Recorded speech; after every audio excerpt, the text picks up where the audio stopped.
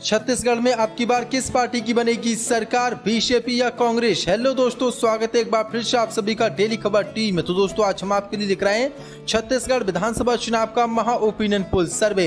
इस महा opinion poll में आज आपको बताएंगे इसी साल नवंबर में होने जा रहे छत्तीसगढ़ विधानसभा चुनावों में अब की बार किस पार्टी की बनेगी सरकार। क्या बीजेपी अब की बार बना लेगी छत्तीसगढ़ में अपनी सरकार, या कांग्रेस पार्टी दोबारा सरकार बनाकर छत्तीसगढ़ में रच डालेगी इतिहास। इससे पहले आपको बता दें, छत्तीसगढ़ में विधानसभा की 90 सीटें हैं और किसी भी पार्टी को छत्तीसगढ़ में सरकार बनाने के लिए 90 विधानसभा सीटों में से 46 सीटें जीतनी जरूरी होती हैं। ये तो था सीटों का आंकड़ा। अब आपको छत्तीसगढ़ की सभी 90 विधानसभा सीटों को विस्तार से जिला बाय जिला बताने वाले हैं। कौन से जिले से बीजेपी, कांग्रेस और अन्य पार्टी कितनी कितनी सीटें जीत सकती है। तो वीडियो में आप अंत तक बने रहिए। हमारा महा ओपिनियन पोल सर्वे आपको अच्छा लगे तो वीडियो को दिल से लाइक कर चैनल को सब्सक्राइब शुरू कर लीजिए। चलिए दोस्तों वीडियो को शुरू करते हैं और बात करते हैं छत्तीसगढ़ के सबसे पहले जिले की, जिसका नाम है बालोद। बालोद में विधानसभा की 3 सीटें हैं। यहाँ पर बीजेपी का सुपड़ा साफ हो रहा है। बीजेपी को 0 सीट मिल रही, जबकि कांग्रेस पार्टी को 3 सीटें। अन्य का भी यहाँ पर खाता नहीं खुला है। वहीं अगले जिले की बात करें दोस्तों, जिसका नाम है बालोद बाजार।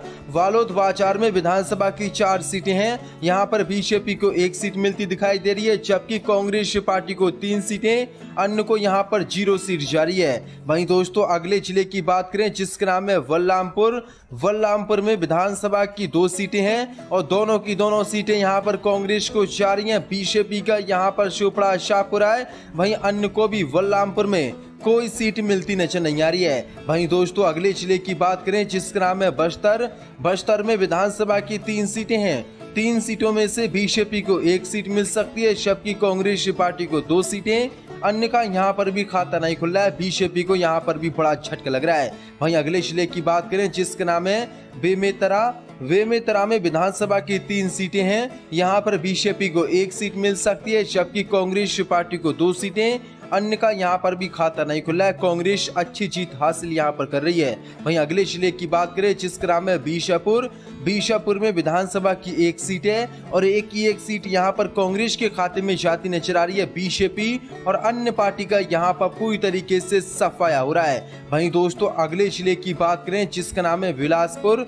बिलासपुर में विधानसभा की 7 सीटें हैं। यहाँ पर बीजेपी पार्टी को 3 सीटें मिल सकती हैं, जबकि कांग्रेस पार्टी को 4 विधानसभा सीटें। अन्य का यहाँ पर भी खाता नहीं खुला, अन्य को 0 सीट मिल रही है। वहीं अगले जिले की बात करें, जिसका नाम है दंतेवाड़ा। दंतेवाड़ा में विधानसभा की 1 सीट है और एक सीट यहाँ पर कांग्रेस को जा रही है। बीजेपी और अन्य पार्टी का पूरी तरीके से दंतेवाड़ा में सुपड़ा साफ हो रहा है। वहीं दोस्तों अगले जिले की बात करें, जिसका नाम है धमतरी। धमतरी में विधानसभा की 3 सीटें हैं। यहाँ पर बीजेपी को 1 सीट मिल सकती है, जबकि कांग्रेस पार्टी को 2 विधानसभा सीटें। अन्य का यहाँ पर खाता नहीं खुला है, अन्य को 0 सीट यहाँ पर मिल रही है। वहीं दोस्तों अगले जिले की बात करें, जिसका नाम है दुर्ग। दुर्ग में विधानसभा की 6 सीटें हैं। यहाँ पर बीजेपी पार्टी 2 सीटें जीतती नजर आ रही है, जबकि कांग्रेस पार्टी 4 विधानसभा सीटें। अन्य को यहाँ पर 0 सीट मिल रही है। भाजपा को यहाँ भी बड़ा झटका लगता नजर आ रहा है। वहीं दोस्तों अगले जिले की बात करें, जिसका नाम है गरियाबंद। गरियाबंद में विधानसभा की 2 सीटें हैं। यहाँ पर बीजेपी को 1 सीट मिल सकती है, जबकि कांग्रेस पार्टी को भी 1 सीट। अन्य को यहाँ पर 0 सीट मिल रही। कांग्रेस और बीजेपी में सीधा मुकाबला यहाँ नजर आ रहा है। वहीं दोस्तों अगले जिले की बात करें, जिसका नाम है चंपा। चंपा में विधानसभा की 6 सीटें हैं। यहाँ पर बीजेपी को 3 सीटें मिल सकती हैं, जबकि कांग्रेस पार्टी को भी 3 विधानसभा सीटें। अन्य को 0 सीट। यहाँ पर बीजेपी और कांग्रेस में कड़ी टक्कर नजर आ रही है। वहीं दोस्तों अगले जिले की बात करें, जिसका नाम है कबीरधाम। कबीरधाम में विधानसभा की 2 सीटें हैं और दोनों की दोनों सीटें यहाँ पर कांग्रेस के खाते में जाती नजर आ रही हैं। बीजेपी और अन्य पार्टी का कबीरधाम में पूरी तरीके से सफाया हो रहा है। वहीं दोस्तों अगले जिले की बात करें, जिसका नाम है कोडागांव। कोडागांव में विधानसभा की 2 सीटें हैं और दोनों की दोनों सीटें यहाँ पर भी कांग्रेस के खाते में जाती नजर आ रही हैं। बीजेपी पार्टी और अन्य पार्टी का यहाँ पर पूरी तरीके से सुपड़ा साफ होता नजर आ रहा है। वहीं दोस्तों अगले जिले की बात करें, जिसका नाम है कोरबा। कोरबा में विधानसभा की 4 सीटें हैं। यहाँ पर बीजेपी पार्टी को 1 सीट मिल सकती है, जबकि कांग्रेस पार्टी को 3 सीटें, अन्य को यहाँ पर भी 0 सीट मिल रही है। वहीं दोस्तों अगले जिले की बात करें जिसका नाम है महासमुंद में विधानसभा की 4 सीटें हैं। यहाँ पर बीजेपी को 1 सीट मिल सकती है, जबकि कांग्रेस पार्टी को 3 विधानसभा सीटें, अन्य के खाते में यहाँ पर 0 सीटें जाती नजर आ रही है। वहीं दोस्तों अगले जिले की बात करें जिसका नाम है कोरिया में विधानसभा की 3 सीटें हैं। यहाँ पर बीजेपी को 1 सीट मिल सकती है, जबकि कांग्रेस पार्टी को 2 विधानसभा सीटें, अन्य को 0 सीट कोरिया में मिलती नजर आ रही है। यहाँ पर भी बीजेपी को झटका लग रहा है। वहीं दोस्तों अगले जिले की बात करें जिसका नाम है मुंगेली में विधानसभा की 2 सीटें हैं और यहाँ पर 1 सीट बीजेपी के खाते में जाती नजर आ रही है, जबकि कांग्रेस पार्टी को भी 1 सीट मिलती नजर आ रही है, अन्य को यहाँ पर 0 सीट मिल रही है। कांग्रेस और बीजेपी में यहाँ पर कड़ा मुकाबला है। वहीं दोस्तों अगले जिले की बात करें जिसका नाम है नारायणपुर में विधानसभा की 1 सीट और 1 सीट यहाँ पर कांग्रेस के खाते में जा रही है। बीजेपी और अन्य पार्टी का नारायणपुर में पूरी तरीके से सुपड़ा साफ होता नजर आ रहा है। वहीं दोस्तों अगले जिले की बात की जाए जिसका नाम है रायगढ़ में विधानसभा की 5 सीटें हैं। 5 सीटों में से यहाँ पर बीजेपी को महज 1 सीट मिल सकती है, जबकि कांग्रेस पार्टी को 4 विधानसभा सीटें, अन्य के खाते में 0 सीट जाती नजर आ रही है। वहीं दोस्तों अगले जिले की बात करें जिसका नाम है जसपुर में विधानसभा की 3 सीटें हैं और तीनों की तीनों सीटें यहाँ पर कांग्रेस के खाते में जाती नजर आ रही हैं। बीजेपी पार्टी और अन्य पार्टी का यहाँ पर पूरी तरीके से सुपड़ा साफ हो रहा है। वहीं दोस्तों अगले जिले की बात करें जिसका नाम है राजद गांव में विधानसभा की 6 सीटें हैं। यहाँ पर बीजेपी को महज 1 सीट मिल सकती है, जबकि कांग्रेस पार्टी को 5, अन्य के खाते में 0 सीट यहाँ पर जाती नजर आ रही है। वहीं दोस्तों अगले जिले की बात करें जिसका नाम है रायपुर में विधानसभा की 7 सीटें हैं। यहाँ पर बीजेपी को 1 सीट मिल सकती है, जबकि कांग्रेस पार्टी को 6 विधानसभा सीटें, अन्य को 0 सीट यहाँ पर बीजेपी को तगड़ा झटका लगता नजर आ रहा है।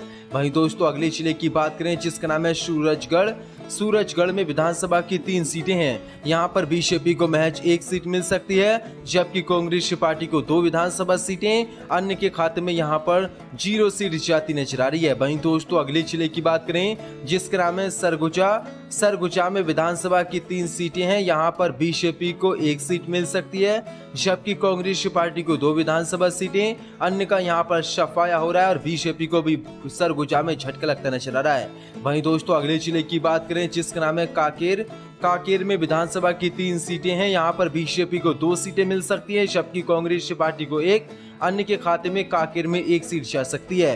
तो दोस्तों ये था 2023 के अंत में यानी कि इसी साल नवंबर-दिसंबर में होने जा रहे छत्तीसगढ़ विधानसभा चुनाव का महा ओपिनियन पोल सर्वे।